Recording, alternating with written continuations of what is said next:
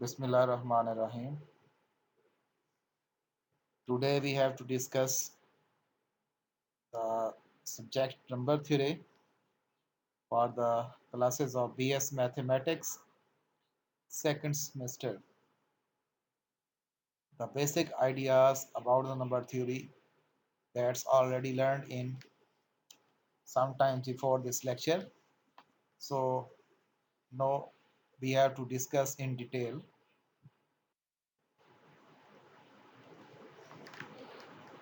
First of all, we have to discuss the basic concepts and definitions. In this chapter, we shall study some important algorithms, which means procedures or methods dealing with the integers. The set z of the integer is given as z is equal to 0 plus minus 1 plus minus 2 plus minus 3, so on.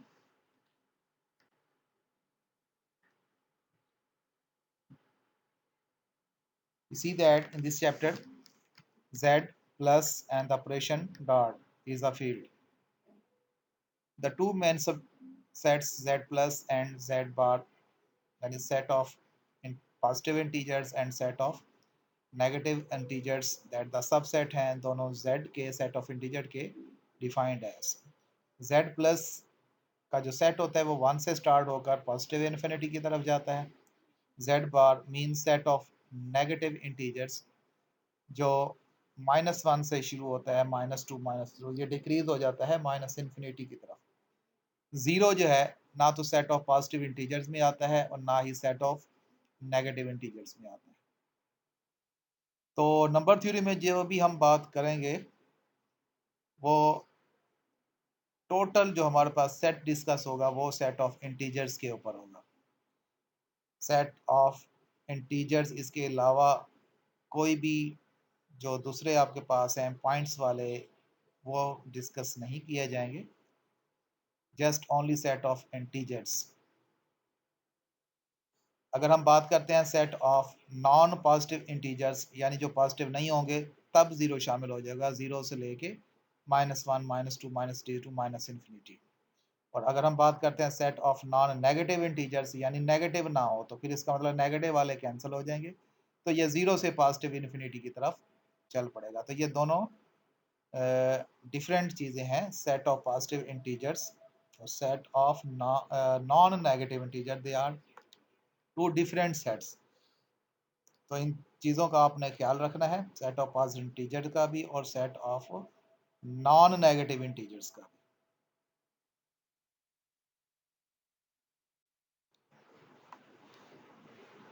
Next, we have to discuss the principle of finite induction. Mathematical inductions के बारे में आपने पढ़ा होगा in first year classes में.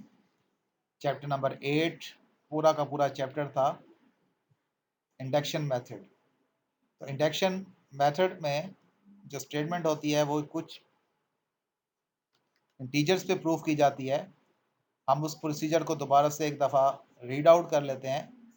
Late P N be the statement about the positive integers N such that. अब P N कोई भी स्टेटमेंट हो सकती है, कोई सीक्वेंस हो सकती है, कोई सीरीज हो सकती है, या कोई भी डिविजिबिलिटी रूल हो सकता है. Any one of the statement defined on integers that will be positive integers. तो उसमें पहली कंडीशन हम क्या करते हैं, पॉजिटिव इंटीजर में जो पहला नंबर शुरू होता है वो 1 से शुरू होता है. तो इसलिए हम कहते हैं कि अगर उसमें n की जगह पे 1 को सब्स्टिट्यूट करें तो वो ट्रू होना चाहिए. यानी लेफ्ट हैंड साइड या राइट हैंड साइड इक्वेशन दी गई है वो इक्वल होनी चाहिए, या किसी चीज़ के बारे में बताया गया है कि वो स्टेटमेंट उसको फॉलो करती है या नहीं करती. सेकंड है कि इफ़ पी के इज़ ट्रू, यानी अगर हम n की जगह पे k सब्स्टिट्यूट कर दें, यानी k आपके पास कोई भी इंटीजर होगा जो 1 से बड़ा होगा. 1 के लिए तो हम ऑलरेडी प्रूफ कर चुके हैं, तो 1 से ग्रेटर के लिए हम इसे डिस्कस कर रहे हैं कि अगर वो 1 से कोई भी बड़ा इंटीजर आप पुट करते हैं और उसके लिए अगर ट्रू है तो k प्लस 1 के लिए भी वो क्या होना चाहिए, ट्रू होना चाहिए. Then statement P N is true for all the positive integers.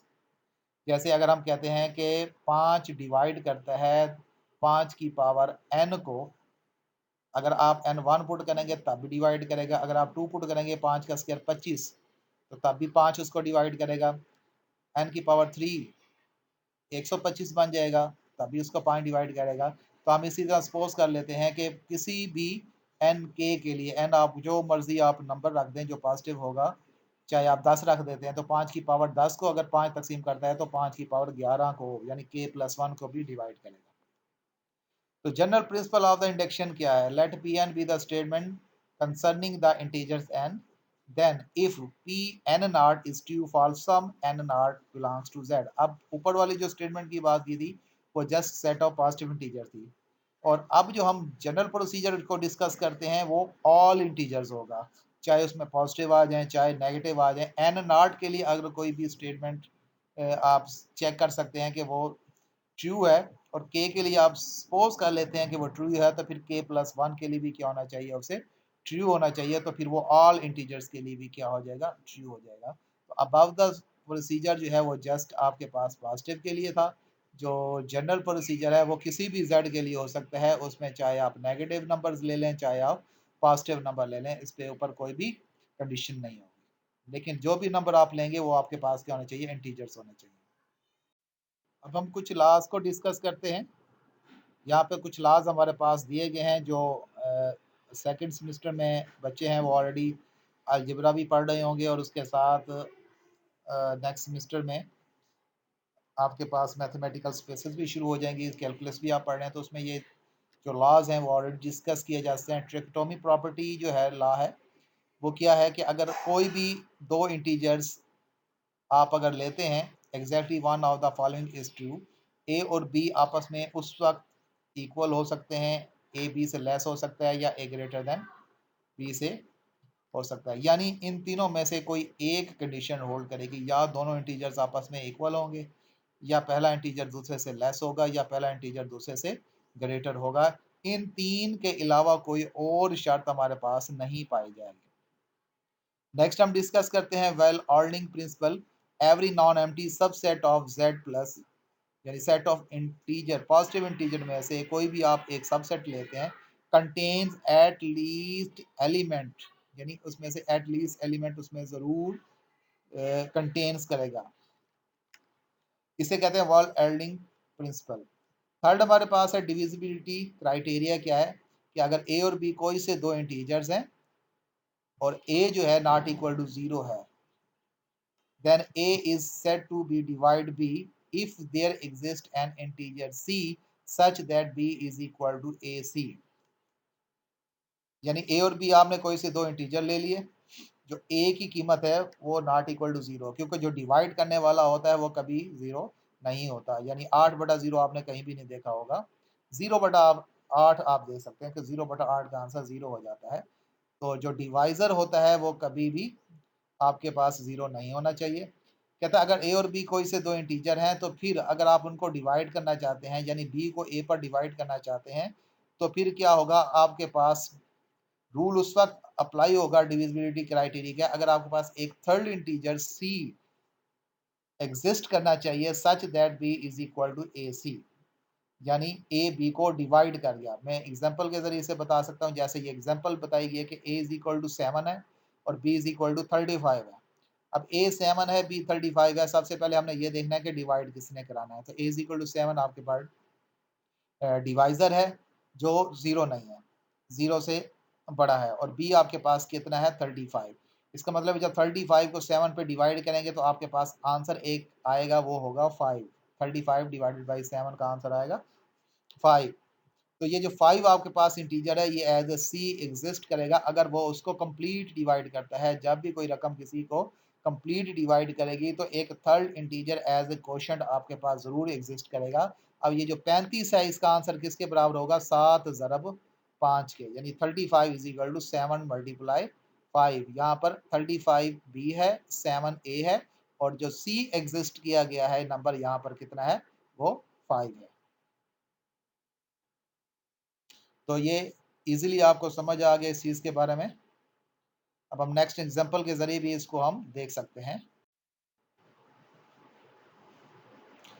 अब यहाँ पे हम कुछ रिमार्क्स डिस्कस कर लेते हैं। अभी हमने पढ़ा था ए डिवाइड्स बी। अब यहाँ पे सिंबल आप चेक कर लें, इसका मतलब ये नहीं है कि ए बटा बी, इसका मतलब है ए डिवाइड्स बी, यानी बी ने तकसीम होना है ए के ऊपर। ये इफ एंड ओनली इफ होगा, यानी उस सूरत में हो सकता है अगर बी का आंसर किसके बराबर हो, ए सी के। सी आपके पास कोई भी इंटीजर हो सकता है, अभी हम लास्ट स्लाइड में इसके बारे में डिस्कस कर चुके हैं। तो ये आपके पास पहला रिमार्क्स है। अब इसको पढ़ेंगे कैसे, ए इज डिवाइजर या फिर कह सकते हैं फैक्टर ऑफ बी। जैसे 35 था तो 35 में 7 का फैक्टर होगा तो वो डिवाइड होगा, अदरवाइज कोई भी रकम कभी भी डिवाइड नहीं होगी। अब अगर हम देखें कि 12 5 पे तकसीम नहीं होता, क्यों नहीं होता, क्योंकि 12 में 5 का फैक्टर नहीं है। 15 हो जाता है क्योंकि 15 में 5 का फैक्टर है, इसलिए वो तकसीम हो जाता है। सेकंड इसका रिमार्क्स क्या है, if A does not divide B, अगर ए बी को तकसीम नहीं करता तो जस्ट जो स्ट्रेट लाइन आपके पास थी उस पर एक छोटा सा कट यूज कर देंगे। इसका मतलब है ए बी को डिवाइड नहीं करता, जैसे 3 डज नॉट डिवाइड 8। थर्ड क्या है, a divisor of other than plus minus one and plus minus A is called a proper divisor of A, यानी ए आपके पास कोई नंबर है तो इसको 4 तो जरूर तकसीम करेंगे। कौन कौन से, प्लस वन माइनस वन, वो itself plus A and negative A, यानी 8 जो है 8 को तकसीम करने वाले कौन कौन होंगे, प्लस वन भी होगा, प्लस माइनस वन भी होगा, प्लस 8 भी होगा और माइनस 8 भी होगा। तो ये 4 रकमें उसको डिवाइड करेंगे, तो ये तो कहलाएंगे प्रॉपर डिवाइजर। लेकिन इसके अलावा जो उसको तकसीम करता है, जैसे 8 को 2 भी तकसीम करता है, नफी 2 भी करता है, 4 भी करता है, नफी 4 भी करता है, तो वो आपके पास बन जाएंगे इम्प्रॉपर डिवाइजर। फोर्थ रूल क्या है, divisibility by the zero is not defined. Divisibility by the zero is not defined, यानी डिवाइजर जो है जीरो कभी भी नहीं होगा किसी का, यानी जीरो डिवाइड करता है किसी भी नंबर को, that is not defined. A few obvious consequences of the divisibility क्या है, for all a belongs to z we have कि a is equal to 1 cross a, यानी a के बराबर होता है तो आप इसको क्या लिख सकते हैं, मल्टीप्लाई कराना हो तो क्या लिख सकते हैं, 1 के साथ मल्टीप्लीकेशन फॉर्म लिख सकते हैं। इसी तरह अगर आप नेगेटिव फॉर्म में लिखना चाहते हैं, a is equal to minus one minus A, तो ये ऊपर वाले जो आपने 4 प्लस माइनस वन और प्लस माइनस ए बताया था, तो ये उसकी फॉर्म बन सकती है। दीज इम्प्लीमेंटेशन के, अगर a is equal to 1 cross a है तो इसका मतलब है 1 भी a को डिवाइड करेगा और a भी a को डिवाइड करेगा। सिमिलरली अगर a is equal to minus one minus A है तो इसका मतलब है माइनस वन भी a को डिवाइड करेगा और माइनस a भी a को डिवाइड करेगा। इसी तरह अब जीरो की बात करें, for all integer a belongs to z and a not equal to zero, zero is equal to zero multiply A, इसका मतलब ये हुआ कि ए तो जीरो डिवाइड करेगा, लेकिन जो डिविजिबिलिटी रूल है जीरो डिवाइड करेगा जीरो को, ये आपके पास डिफाइंड नहीं होगा। तो इस तरह की बेसिक कॉन्सेप्ट्स हैं नंबर थ्योरी के, जिसको आपने एक लेक्चर में पहले भी हम इसे डिस्कस कर चुके हैं। जिन्होंने नहीं पढ़ा अभी तक तो आप इसे देख सकते हैं, इस टॉपिक को समझ सकते हैं, ताकि हम इसके फर्दर प्रोसीजर की तरफ चलें, ताकि हमारा जो मेन टारगेट है डिविजिबिलिटी के रूल के तहत ये आपका इजीली इम्प्लीमेंट हम कर सकें। तो हमारा जो नेक्स्ट होगा इसके ऊपर कुछ थ्योरम्स होंगे जिसको हम प्रूव्स करेंगे इसी पैटर्न के तहत जो आपने obvious consequence of the divisibility पढ़ी है, कि किस तरह डिविजिबिलिटी रूल हम बनाते हैं, तो हम उसे इजीली फाइंड आउट इम्प्लीमेंट करेंगे, फाइंड भी करेंगे, इम्प्लीमेंटेशन भी करेंगे। So I hope so that is an easy lecture for everyone and understandable for everyone. So आप इसे देखें करें, और अगर कोई प्रॉब्लम है तो डिस्कस कर सकते हैं मुझसे on WhatsApp number. Thank you very much.